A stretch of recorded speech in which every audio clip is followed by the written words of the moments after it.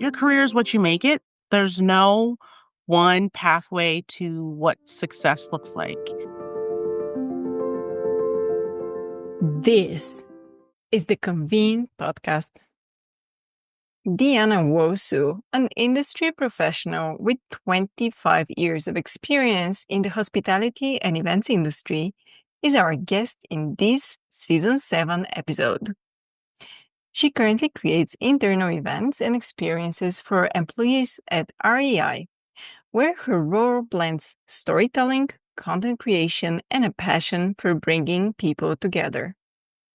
During our conversation, Deanna shares what it means to build a purpose-driven career on your own terms, how mentorship and curiosity have shaped her journey, and why being open to pivots, yes, pivots, can lead to growth you didn't see coming. Whether you're just starting out in events or you're guiding the next generation of planners, this conversation is the real talk and encouragement you need to own your unique path. We start now. You've had a 25-year journey in the industry, and looking back, what do you wish someone had told you when you were just starting out, and how can industry veterans better support those entering the field today? Oh, there's so many things I would tell, teenage Deanna. But I think the biggest thing is that your career is what you make it. There's no one pathway to what success looks like. And I would also say, get the idea out of your head that success is, dictated to you by, what you see in the magazines or what you see in industry events and things of that nature. Your success in your career is yours to define and yours to create. And so it may not look like working for the biggest name brands and the biggest events and things that have a lot of glitz and glamour and a lot of notoriety, but are you getting out of your career what you want out of it? Are you getting the development, the learning, the doing the kind of work you want to do, something that, fills your cup because you're going to be spending most of your adult waking hours doing that work. So I think that would be the biggest thing I would tell younger me entering this industry. I can relate to that for sure. What other struggles do you think are currently common for newcomers? What are they facing in the industry? Well, I mean, right now the industry just looks a lot different than it did even 5 years ago, pre-pandemic. I think of how much institutional knowledge we lost for those who left the industry for good and didn't return when meetings and events came back. And so I think probably mentorship, that ability to learn from those who are veterans, that ability to kind of pass that, experiential knowledge down and kind of train up the next generation. So I think we're seeing it in some of dealings with our vendors and partners that may have, early career individuals that haven't been mentored by those with a little bit more experience in the game. And it just feels and looks different in how we work together. And when I look back at, me coming out of college or early career, I didn't understand the value of networking as well. I thought networking was a very transactional thing, felt scripted, it felt weird, and now I'm on TikTok and I see how they talk about LinkedIn. And like, that's how I viewed networking or going to a cocktail reception with, the industry, the local chapter from these industry associations. And so I think for those of us who have some time in the industry, those of us who've been around for a while, it's just kind of breaking down that facade and just being relatable, being easy to approach, and being welcoming to also hearing their perspective, because just because we've got wisdom to give and wisdom to partake doesn't mean that they don't have a unique perspective that also has value and should be shared. And I think it's important to just highlight the fact that newcomers don't have to be necessarily people just out of college, right? They can be Mm-hmm. people with a lot of experience, but in other industries that are now Correct. joining us, especially like you mentioned, especially after the pandemic, that everything changed and a lot of cards were reshuffled. Mm-hmm. What do you think would be a good practice for those individuals to overcome these challenges? Is it easy to find mentorship? Because you mentioned mentorship is a problem. And if it's difficult, what other strategies can they employ? I think it's just being willing to ask, being willing to be vulnerable and raise your hand and say, "Hey, I would like to learn more," or "I feel insecure about this," or "I don't really understand that." I think that's honestly the first step is a little bit of like introspection of what is it you need? Really taking self inventory of what are my strengths, what are my weaknesses, where are the places that I know I need to develop, and then going out into the world and looking for that. So it could be whether it's within your company and asking your boss, your coworkers, your colleagues, "Hey, I need to work on this skill I want to develop, and who do you think would be a good person for me to talk to internally?" Externally, of course, I'm a big advocate of LinkedIn. I love LinkedIn. I think there's a way to utilize it that feels authentic and doesn't feel so broy, I think, or so thought leader, a little inauthentic, I guess you could say is the best way to put it. But I honestly just put out an ask recently. I said, "Hey, I realize I don't have any male mentors or male thought leaders in my circle that I go to on a regular basis. And here's the areas that I'm interested in. And does anyone have any recommendations?" And I got one, and I just met with him earlier this week. And so I think it just comes from a place of being open to acknowledging what you don't know, acknowledging where you have room to grow, where your opportunities are, and then just being unapologetic and open to asking. I love that. And on the other side of this equation, with the more experienced planners, how can they create this culture that fosters mentorship and encourages growth? I think it's that spirit of curiosity because I think what may turn off newcomers or early career individuals is maybe that closed off mindset or, well, you don't know because you haven't been doing it as long as I have, or this is just how the industry is. There's always room for improvement, like having that continuous improvement mindset. And I think if you are coming across those who are newer to the industry or early career and you've got that spirit of curiosity, you're asking them about their experience. You're asking them about how they perceive things, right? I think there's beauty in us sharing our different perspectives. It goes back to, why diversity is important because we all have different lived experiences and we bring that collective experience together. What we can build together is really beautiful and really awesome. So yeah, I think it's just if we are open and genuinely asking for their input and asking to understand how they see things and perceive things, I think it will create that kind of trust and that ability to share information back and forth. And what helped you grow into a leadership mindset? And maybe how can others identify when it's time to stretch into new roles? Whew, a lot of things. I think I would just say the journey I've made over the past 5 years has been kind of going back to that like introspection of where am I strong and where do I have opportunity to grow? And I really tried to lean into my strengths by like creating avenues to hone them, develop them, and showcase them. So I know that I'm great at public speaking. Well, when I really sat back with it, I said, "Well, have you given yourself an opportunity to further develop that skill set, to further showcase that skill set?" I hadn't. So I joined my local Toastmasters to kind of help with getting, building in the reps. And then I started applying to speaking at events because it was like, you have to practice the things that you want to get better at. And if I didn't have actual conferences or meetings to speak at, there was no like forcing function for me to practice. Right. And so I think that was the first thing is just, where are the things that I am strong and I have not done a good job of showcasing those things? And then conversely, where are those things where I need to develop? I think one thing I need to develop more of was more confidence and more self-advocacy. I spent a year being an independent contractor and consultant, and that kind of forces you to develop a little bit more of that. I've never done sales or business development outside of, my experience as an independent. And you have to learn how to go and find the business and ask for the sale. And it forces you to speak up. It forces you to build your confidence muscle. So I think that that's been kind of my journey specifically.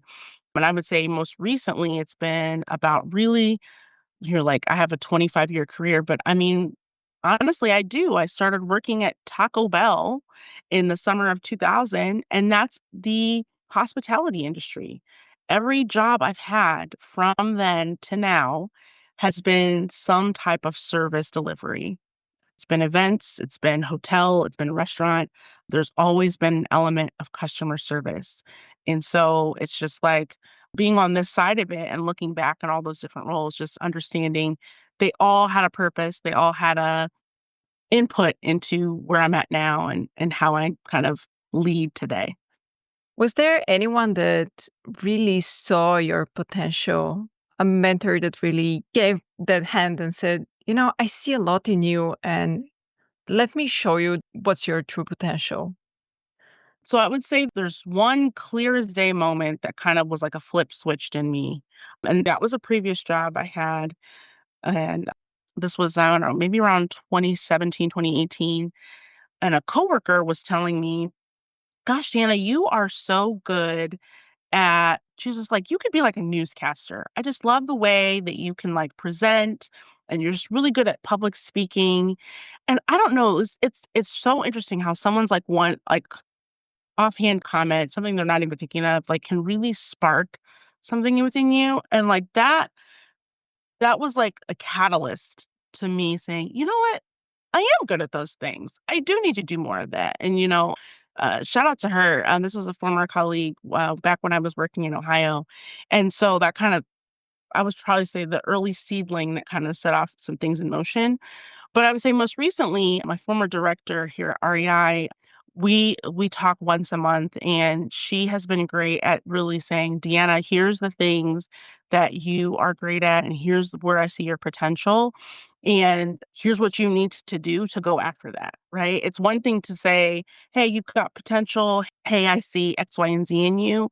But it's been really beneficial and helpful for her to just say, hey, have you done this? Here's step one, here's step two, here's step three. And if I come back to her and say, okay, I did step one, but I don't know if step two can happen. Okay, well, here's what you need to, here's the conversation you need to have. Here's the things that you need to be doing on your own, separate from those conversations. And so it's just really invaluable to have people that have seen your work and know what your goals and things are and can give you like really hard truths sometimes that you don't want to hear, but also like it comes from a place of like really helping you, maximize your potential and reach your, reach your ultimate goals. Yeah, and I wanted to ask you about this example that you gave now. What actionable strategies can teams use to optimize structure, roles, and collaboration, especially as the pace of event planning accelerates? Oh, I just feel like I know in my current role, but probably I would say since pandemic, we've all been in a space of being nimble and having to learn how to adapt to change. And so I think what I've been grappling with or kind of like working through is what are frameworks that we can put in place?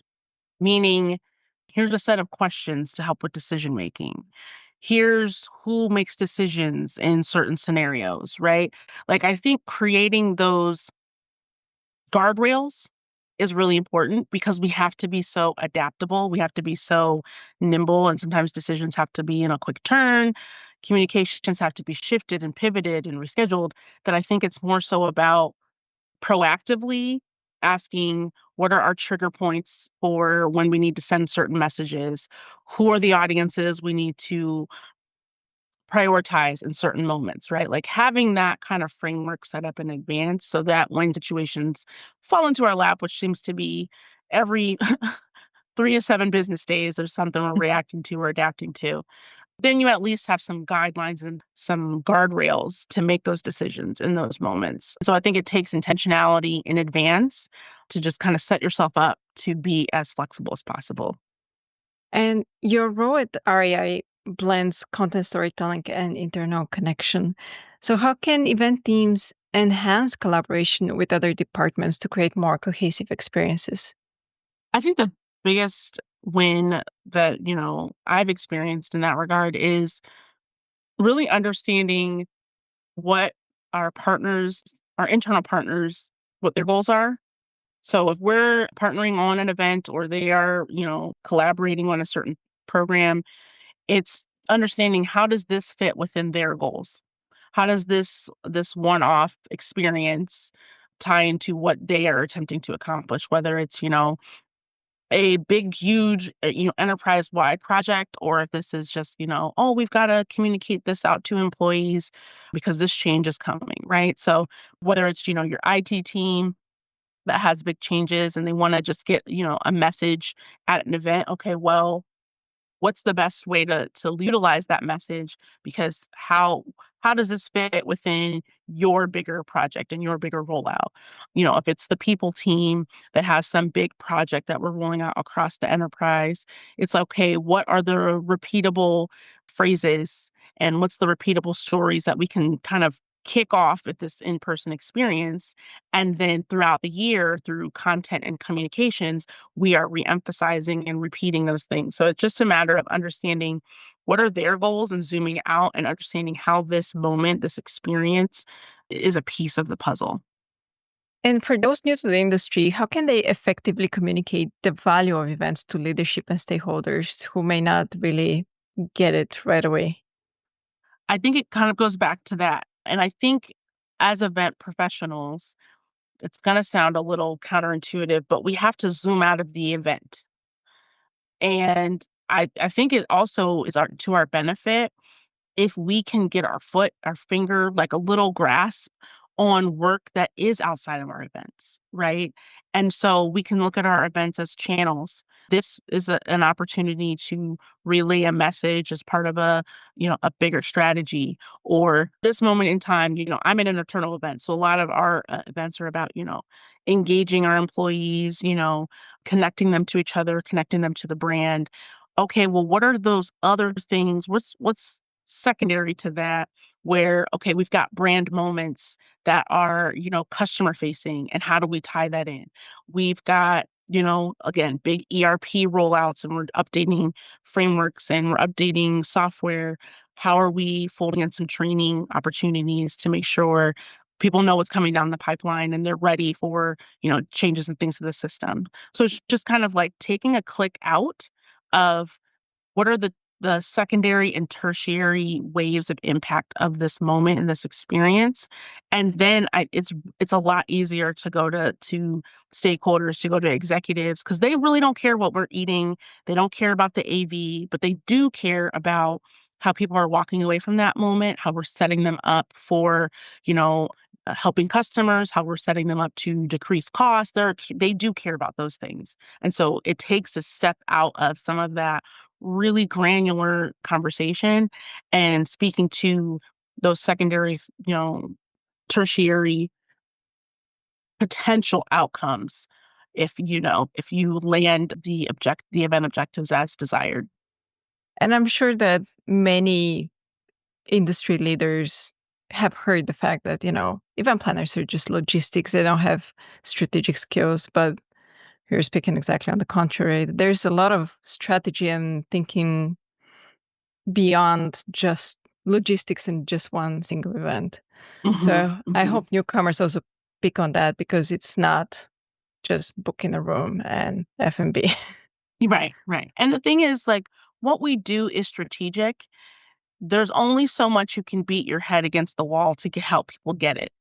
At a certain point, you have to try a different angle. You have to speak their language and understand that some of the strategic decisions you're making, they're not going to see them that way. And that's okay. It really comes about marketing. It's about marketing what your event impact is on that audience, showcasing, hey, at last year's event, we helped the IT team get ahead of some of their messaging. And as a result, we were able to cut down the implementation time from what we expected was 5 weeks. It really was 4 weeks, right? If you can say that is a clear outcome of an event, well, then you can go into those next meetings and there's more trust and there's going to be a little bit more autonomy for decision making because you have a proven track record of how you've impacted the business. And so it's just a matter of sometimes we are speaking event language and our stakeholders just they'll never understand it. And it is what it is. So how do we zoom out of event language? How do we also connect ourselves really as much as we can, get a little bit more connected to the other business partners and other work streams to really demonstrate the value of our programs? And changing the topic a little bit, you've been in the industry for 25 years, so that's quite of a career. How do you stay creative, grounded, and purpose driven in such a fast paced industry? And what advice would you have for newcomers to find their why? I think for me, it's just trying new things. I'm just open to trying. Just like it's just try it. It's kind of my like slogan, I guess you could say. Being creative, just I mean, being curious, asking questions. If you're in a meeting, being willing to raise your hand and ask more questions. And I think it starts there, just being curious, trying to understand why the rationale behind decisions or understanding the guiding principles behind certain teams and their needs and their projects and things of that nature. So I think it's also a combination of looking externally. So it could be through listening to podcasts like this one, reading articles, being on social media like LinkedIn or Instagram or TikTok. And that's where I get a lot of my ideas is just consuming other content and then asking myself, how could I apply this thing to this business problem I'm experiencing at work? And so it just kind of it creates that kind of ongoing creativity in addition to being like internally curious about the business, being curious about other teams and their needs and just trying to understand what are the problems we're really trying to fix and address and what can we look to outside of our company as examples or case studies that we could maybe implement as well. That's wonderful. So, if you could give just one piece of advice to newcomers and one to those that guide them, what would it be? The word pivot is not a bad word. I know it became a bad word in 2020, but it's not a bad word. Be open to pivot, and it could look like within your role, pivoting on plans that you're making for a program. It could look like pivoting within your role from, I was a very logistics focused person for events for the majority of my career. And in my current role, I'm more on the storytelling, the content, speaker prep, executive coaching side. But that's because I was open to pivoting. And so I would just say, pivot's not a bad word. Be open to pivoting. And I think being open to it will allow that curiosity and creativity to really grow because you can see more opportunities when you don't create any unnecessary limitations on yourself. I love that. Was there anything we didn't mention we should before we wrap up? No, this was great. I have enjoyed the conversation and hopefully it's helpful to at least one person listening. Thank you so much for the time and for all the insights. It was a pleasure. Thank you, Maggie. Remember to subscribe to the Convene podcast on your favorite listening platform to stay updated with our latest episodes. For further industry insights from the Convene team, head over to pcma.org/convene. My name is Maggie. Stay inspired, keep inspiring, and until next time.